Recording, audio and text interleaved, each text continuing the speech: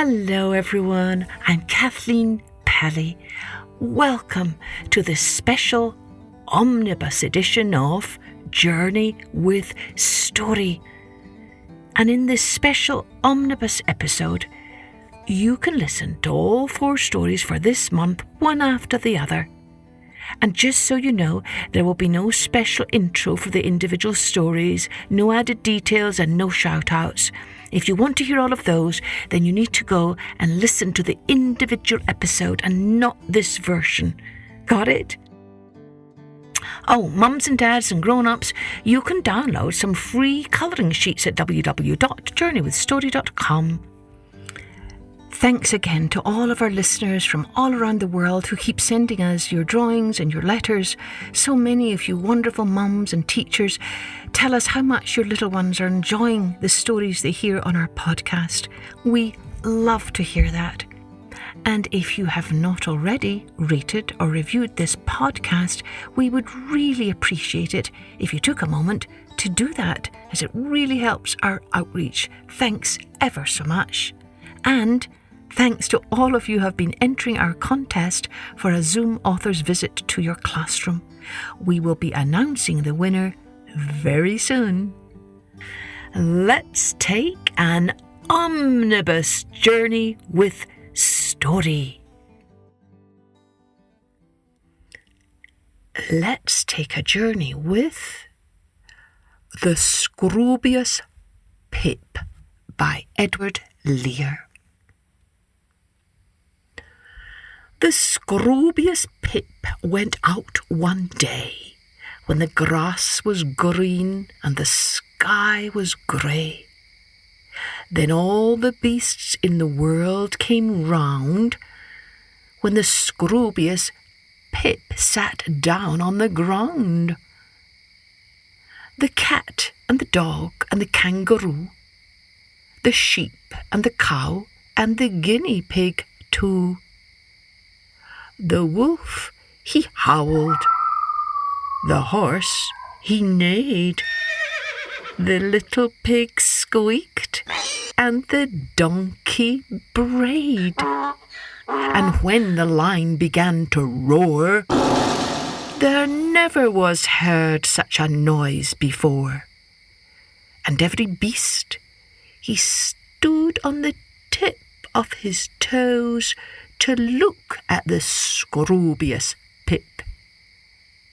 At last they said to the fox, "By far you're the wisest beast, you know you are. Go close to the Scroobius Pip and say, 'Tell us all about yourself, we pray, for as yet we can't make out in the least if you're fish, or insect, or bird, or beast.'" The Scroobius Pip looked vaguely round and sang these words with a rumbling sound. "Chippity-flip, flippity-chip, my only name is the Scroobius Pip." The Scroobius Pip from the top of a tree saw the distant jelly-bolly, and all the birds in the world came there, flying in crowds all through the air. The vulture and eagle, the cock and the hen, the ostrich, the turkey, the snipe and the wren. The parrot chattered, the blackbird sung, and the owl looked wise, but held his tongue. And when the peacock began to scream, the hullabaloo was quite extreme. And every bird, he fluttered the tip of his wing as he stared at the Scroobius Pip. At last they said to the owl, "By far you're the wisest bird, you know you are.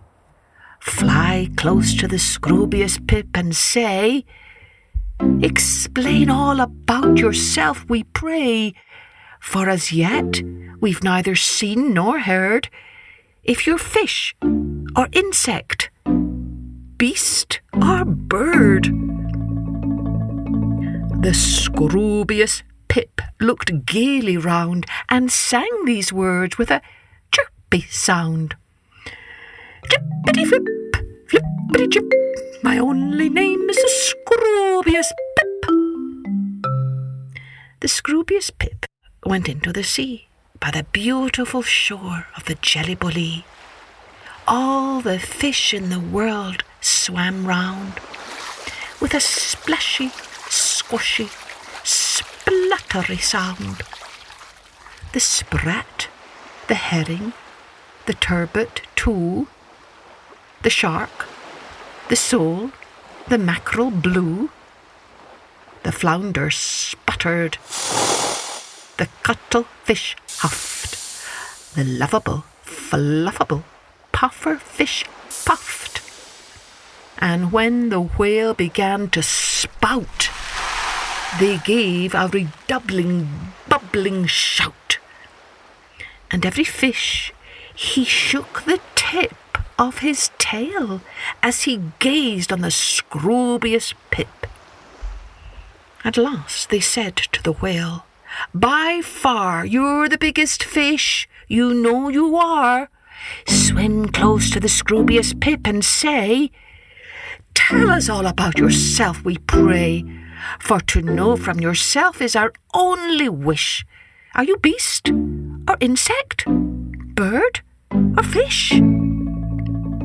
The Scroobius Pip looked softly round and sang these words with a liquid sound. Pliffity-flip, pliffity-flip, my only name is the Scroobius Pip.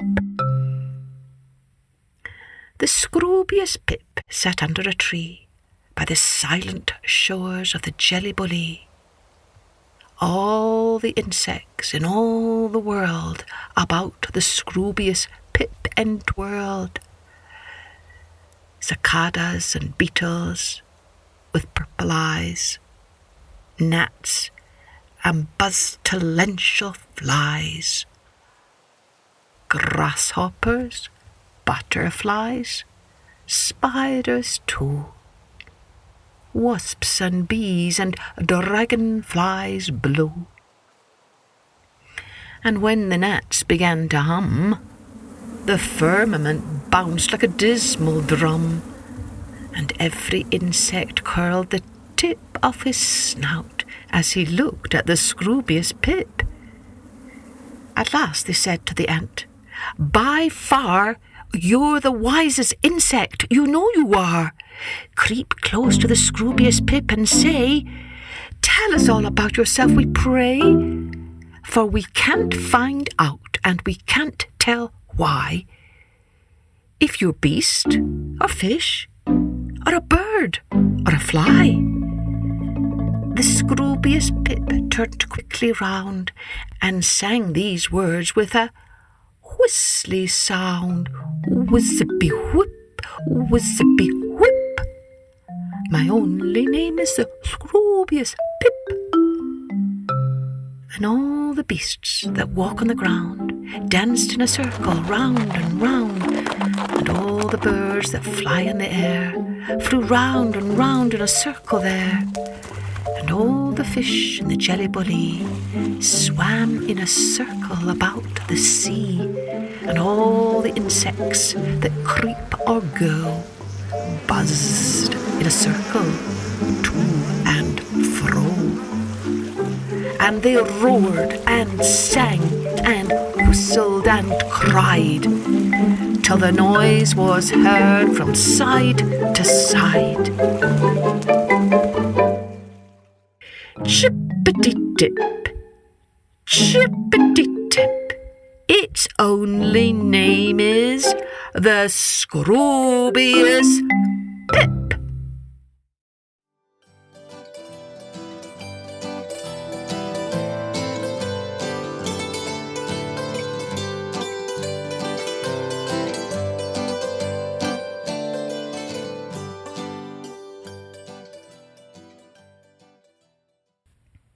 let's take a journey with Thunder and Anansi.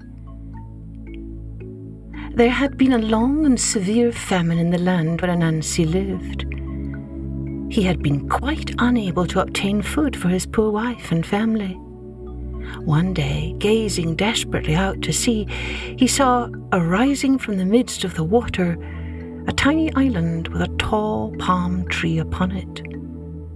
He decided to try and reach this tree by any means possible and climb it, in the hope of finding a few nuts to reward him. But how to get there was the difficulty.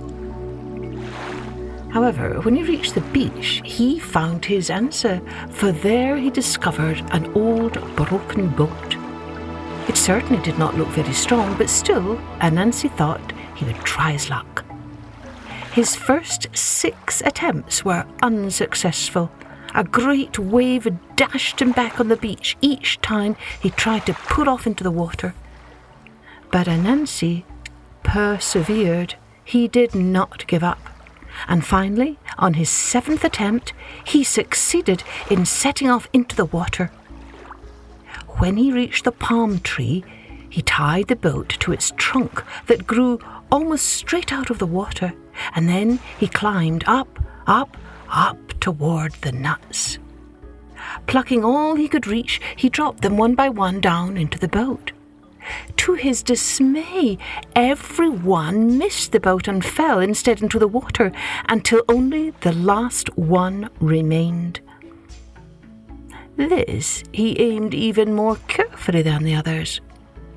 But it also fell into the water and disappeared from his hungry eyes. He had not tasted even one, and now they were all gone.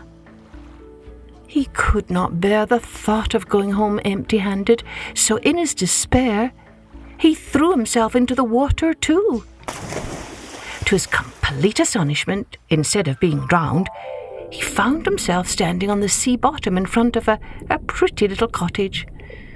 An old man stepped out of the door and asked Anansi what he wanted so badly that he had to come to Thunder's cottage to seek it.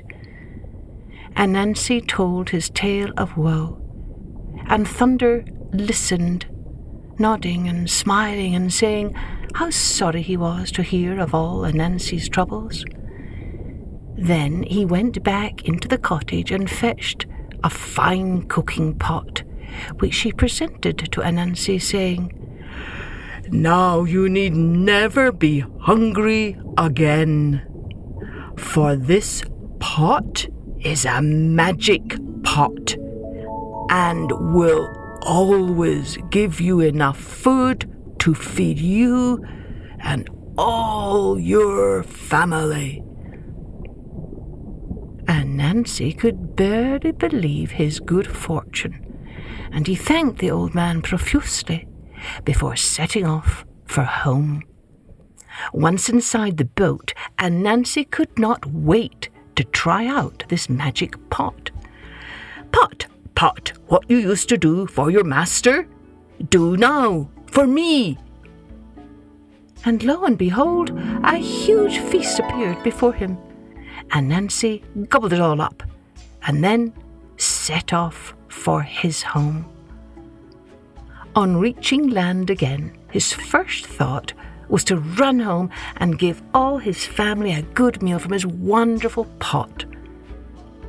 But then some sliver of fear and doubt crept over him. What if I should use up all the magic of the pot on them and have nothing more left for myself? He said. Better keep the pot a secret. Then I can enjoy a meal when I want one. And so, when Anansi reached his house, he sneaked in the back door and hid the pot in his room before anyone could see it. Then he pretended to his wife and children that he was completely worn out from his long journey and would need to rest. Now, There was not a grain of food to be had anywhere. His wife and poor children were weak with want of it, but selfish Anansi took no notice of that. Instead, he congratulated himself at the thought of his magic pot, now safely hidden in his room.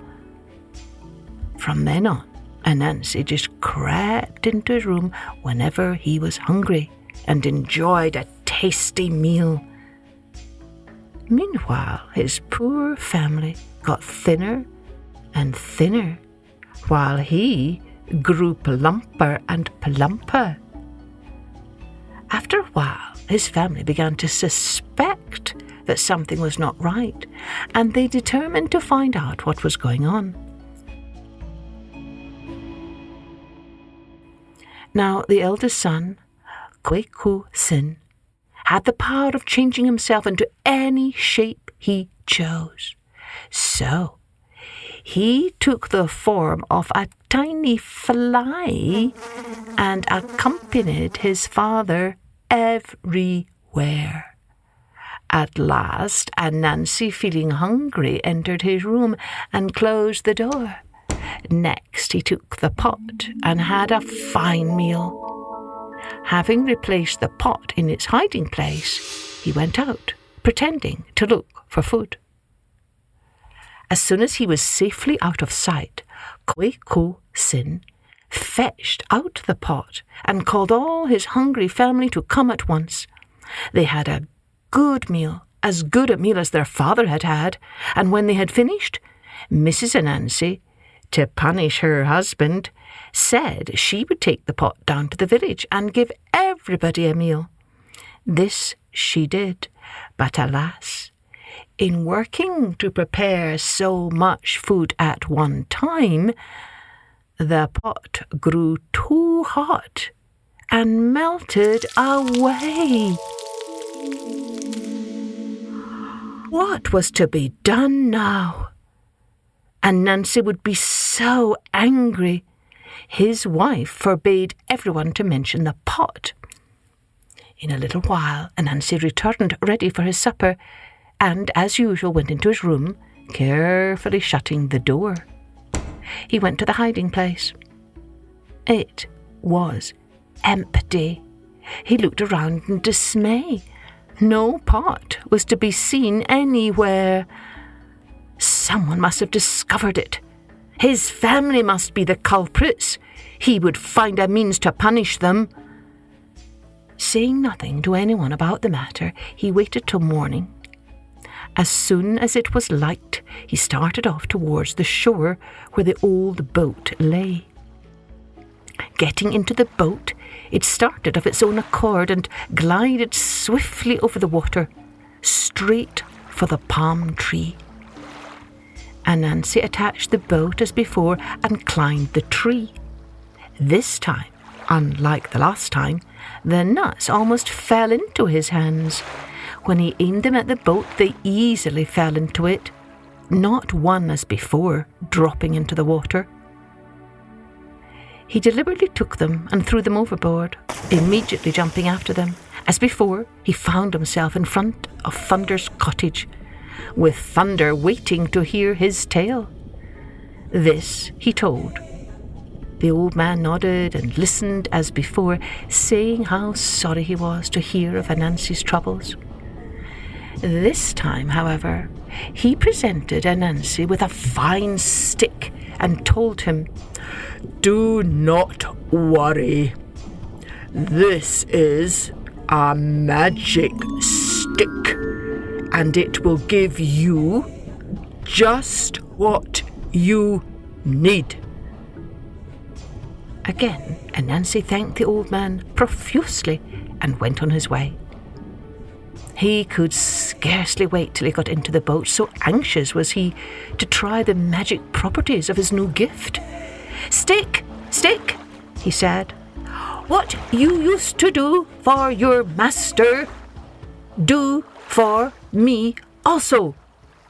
And at once the stick began to beat him so severely that in a few minutes he was forced to jump into the water and swim ashore, leaving the boat and the stick to drift away where they pleased. Then he returned homeward, bemoaning his many bruises and wishing he had acted more wisely from the very beginning.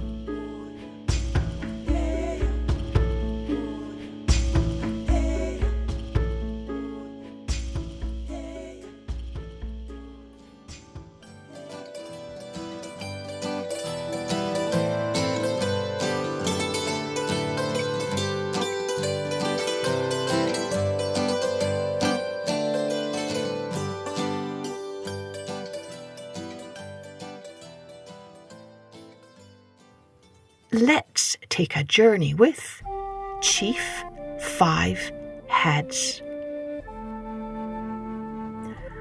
Long ago, there once lived a man of great wealth and nobility who had 2 beautiful daughters. One day, he crossed the river and travelled to a faraway village where a great chief lived. He asked around about the news of the place and was told that the biggest news in their village was that the chief was seeking a wife. So the man went home and said to his 2 daughters, "Do either of you wish to present yourself to be the wife of a chief?" The elder daughter replied, "Yes, father, I wish to be the wife of a chief." So the father said, "Then you, my elder daughter, shall go." It was the tradition in those days for a young woman who wished to marry to assemble a large bridal party to go with her. But the elder girl refused to allow anyone else to go with her. She said, "I will go alone to be the wife of the chief." Said her father, "How can you be so rash? You know very well that when a girl goes to present herself to a husband, she is supposed to be accompanied by others. Do not be foolish, my daughter." Still, the girl said, "I will go alone." And so the elder daughter travelled to the faraway village by herself. While she was walking along the path, she met a mouse. And the mouse said, "Shall I show you the way?" The girl laughed. "What? You, a mouse? Don't make me laugh." The mouse said, "If you act like this, you will not succeed." She scoffed. "Since when does a mouse know about what does and does not succeed?" Then, a little further along, she met a frog. The frog said, "Shall I show you the way?" The elder daughter said, "Ha! First a mouse, and now a frog is going to show me the way? You are not even worthy to speak to me. I am going to be the wife of a chief. Now get out of the way before I kick you." Said the frog, "Have it your way. I'm out of here." When the girl was tired, she sat down under a tree to rest. A boy who was herding some goats nearby came up to her, and he said, "Where are you going, eldest sister?" "Who are you that you should call me your eldest sister?" she cried. "By tomorrow I will be the wife of the chief. Leave me alone." The boy said, "Please, I am very hungry. Won't you offer me some of your food?" She answered, "Ha! Why should I? Go away." The elder daughter soon met an old woman sitting by a big stone, and the old woman said, "I will give you some advice. You will come upon trees that will laugh at you. You must not laugh at them in return. You will see a bag of thick milk. You must not drink from it. You will meet a man who carries his head under his arm. You must not take water from him." The girl answered, "You old hag, what nonsense!" And she walked further along. Soon she came to a place where there were many trees. The trees laughed at her, and she laughed back at them in return. She saw a bag of thick milk, and she was thirsty, so she drank from it. She met a man carrying his head under his arm, and she took water from him to drink too. She came to the river of the village of the chief. She saw a girl there, dipping water from the river. The girl looked up and said, "Where are you going, my sister?" Said the elder daughter, "Why do you think I owe you an explanation? I am going to be the wife of a chief." The girl drawing water was actually the sister of the chief. She said, "Wait, let me give you some advice. Do not enter the village by this side." But the elder daughter did not listen to her. Instead, she continued on her way, and she finally reached the village of the chief. The people asked her where she had come from and what she wanted. And she told them, "I have come to be the wife of the chief." They thought to themselves, "Whoever saw a girl come without a bridal party to be a bride?" And they said, "The chief is not at home. You must prepare food for him, so that when he comes back in the evening, he may eat his dinner." They gave her millet to grind. She ground it very coarsely, and the bread she made was hard and dry. In the evening she heard the sound of a great wind. The wind was the coming of the chief. The chief took the form of an enormous snake with 5 heads and eyes as large as plates. This is why he was called Chief 5 Heads. The elder daughter was very much frightened when she saw him. He sat down before the door and told her to bring his dinner. She brought him the bread which she had made. Chief 5 Heads was not satisfied with the bread. He said, "You shall not be my wife." He ordered her immediately to return to her home village.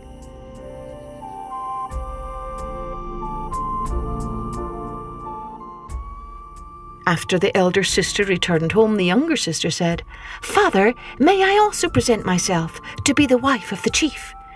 The father replied, "Very well, daughter, it is right that you too should wish to be a bride." He called all of his friends, and a great bridal party was prepared to accompany her. Along the way, she met a mouse, and the mouse said, "Shall I show you the road?" The girl replied, "If you would show me the road, I would be so grateful." Then the mouse pointed out the way to the road. She came into a valley where she saw an old woman standing by a tree, and the old woman said to her, "You will come to a place where 2 paths branch off. You must take the little path, because if you take the big one, things will not go well for you." The younger daughter replied, "Very well, I will take the little path, my mother." She offered the old woman some food and went on. Soon she met a rabbit, and the rabbit said, "The village of the chief is not far from here. You will meet a girl by the river. You must speak nicely to her.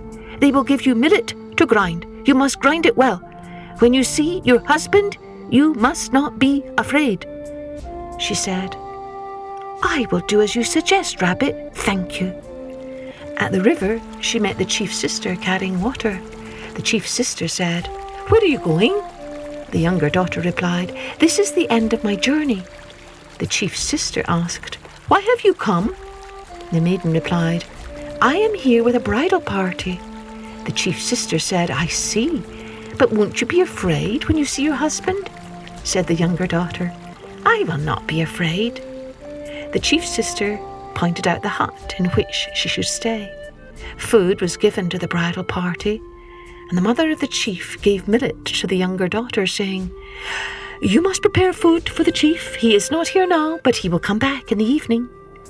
That night she heard a very strong wind, which made the hut shake. The poles fell down, but she did not run out. Then she saw Chief Five Heads coming. Indeed, he was a very large and fearful-looking snake with 5 heads. He asked for food. The younger daughter handed him the bread which she had made. He was very much pleased with the soft, tasty bread.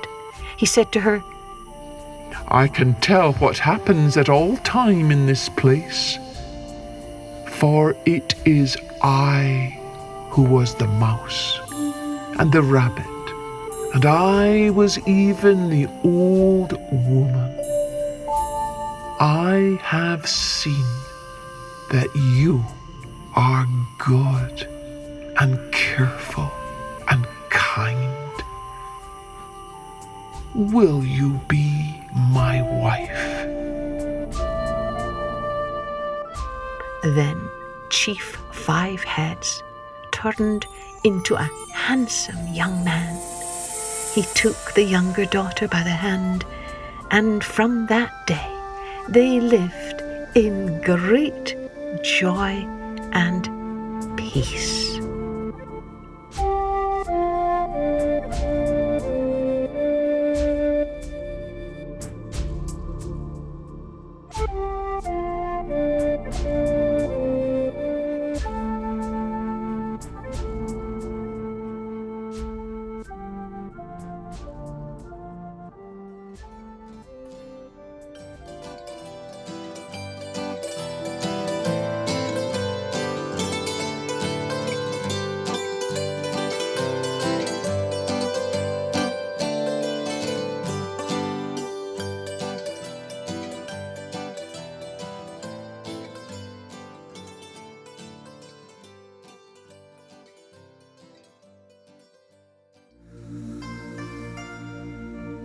Let's take a journey with the Watermelon Prince.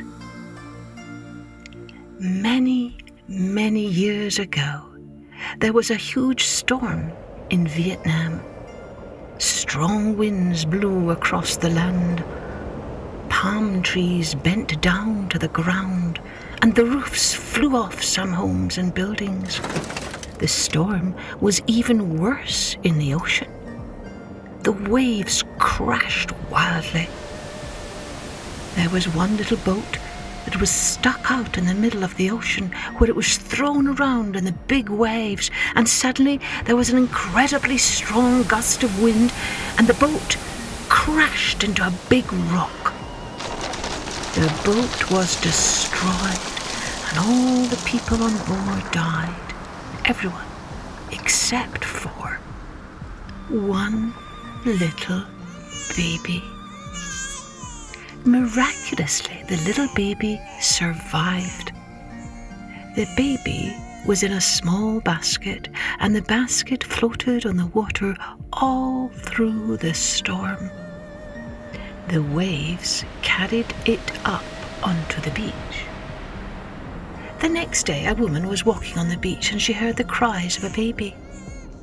She looked around and saw the basket with a tiny baby inside. She didn't know what else to do, so she decided to take the baby to the king's palace. When the king heard about this baby that had been miraculously saved from the storm, he was amazed. "This must be a very special child," he thought. So the king took the baby into his home and raised the baby like his own son.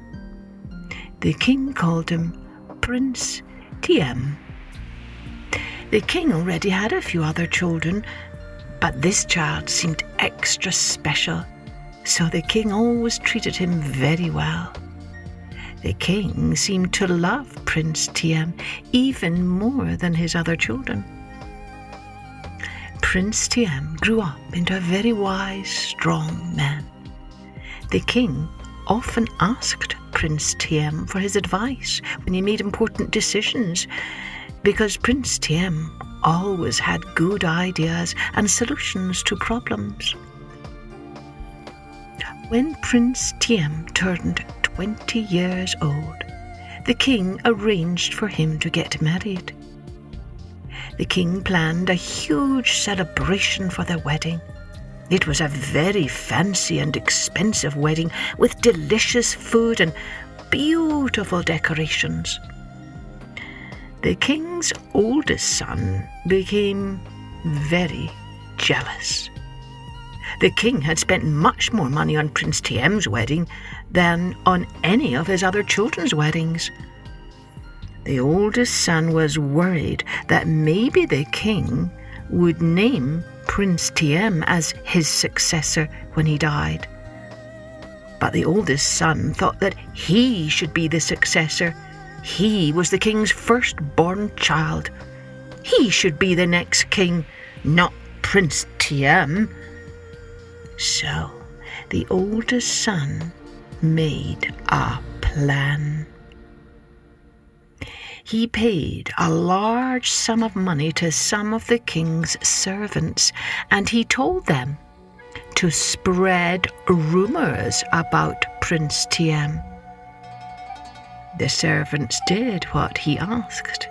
They started telling people stories, untrue stories about horrible things that Prince Tiem had done. Prince Tiem is a liar and a cheater, they said. Prince Tiem is planning to overthrow the king, they said. The rumours spread around the palace and everywhere in the kingdom. Many people heard the stories, and they started to believe them. Eventually, the king heard some of these stories. At first, he didn't believe what the people said. How could these things be true about the wonderful Prince Tiem? But after hearing many stories from many different people, the king started to suspect that maybe it was true. The king worried that Prince Tiem might kill him, and so he banished Tiem from the kingdom. The king forced Tiem and his wife to get on a small boat, and he pushed the boat out into the ocean. After a few days out at sea, the boat finally came to a small island. Tiem and his wife were sad that they had been banished by the king, but they decided that they could make a new life for themselves on the island. They could still be happy because at least they had each other. On the island, they made a little hut for themselves using tree branches and leaves. They made nets for fishing, and they picked bananas off the trees to eat. They figured out how to survive. It was a hard life. Although they had good, fresh food, they never had any variety in their diet. They only ate the same thing, fish and bananas. Tiem and his wife often dreamed about the wonderful food they used to eat when they lived in the king's palace. One day, after they had been living on the island for several years, Tiem saw a group of birds eating a piece of fruit. The birds were squawking loudly as they fought for the fruit. Tiem looked closer to see what they were fighting over. He had never seen that kind of fruit before. It had a green peel and it was pink on the inside with black seeds. Tiem was curious, so he picked up a handful of the black seeds and he sprinkled them on the ground near their hut. Many months later, the plants started to grow. They looked very strange to Tiem and his wife. They waited and watched as the plants grew. The plants got bigger and bigger and bigger, and when they became very large, Tiem and his wife cut one open and tasted the fruit inside. It was delicious. They loved this new fruit. Tiem and his wife were overjoyed because it was the first treat they had eaten in several years. It became their favourite food. Tiem and his wife planted more watermelons, and they eagerly ate them all. Now one day, Tiem was sitting on the beach, and he looked out at the ocean while he ate a watermelon, and he thought about everything that had happened in his life. He took out a knife, and he carved his name into the watermelon peel. Then he threw the watermelon into the ocean. I wonder where that peel will end up, he thought. Just like the waves had carried Tiem to safety when he was a baby, so the waves helped him yet again. The waves carried the watermelon back to the kingdom of Vietnam. One of the king's servants saw the fruit on the beach, and he brought it to the king. The king had never seen this kind of fruit before, but he tasted it. It was delicious. Then the king looked closely at the peel, and he saw the name Tiem written on it. The king was overjoyed. A few years after he had banished Prince Tiem, he regretted his decision. He missed Tiem and wanted him back again. But the king figured Tiem had probably died a long time ago. And now he had hope that Tiem was still alive. The king sent his servants out in the ocean in the direction where the watermelon had come from. He sent them to look for Tiem. 2 weeks later, the boat returned to the kingdom with Tiem and his wife. Tiem and the king were happily reunited, and Tiem had brought watermelon seeds with him from the island, so all the people of Vietnam could enjoy this wonderful new fruit. And many years later, Tiem became the king of Vietnam, and he ruled wisely until the end of his days.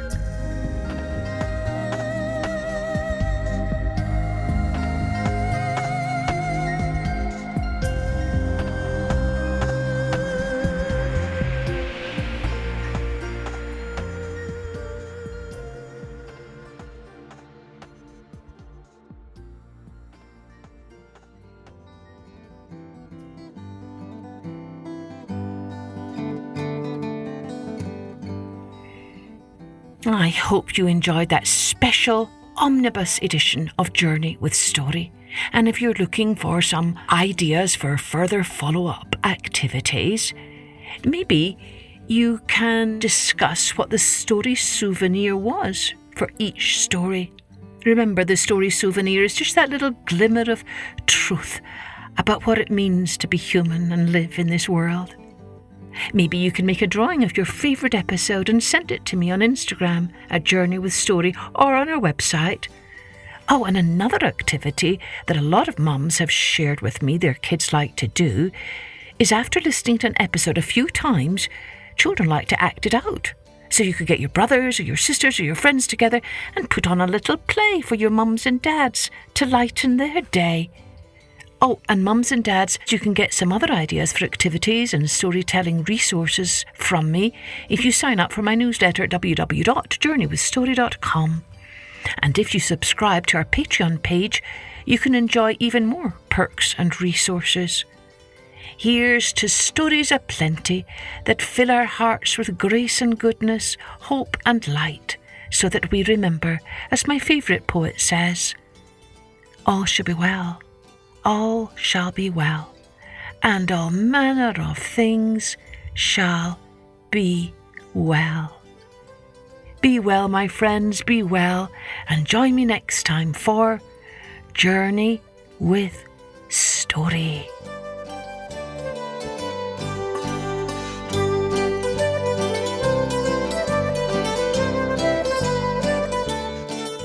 Music and post-production was by Colette Jonas.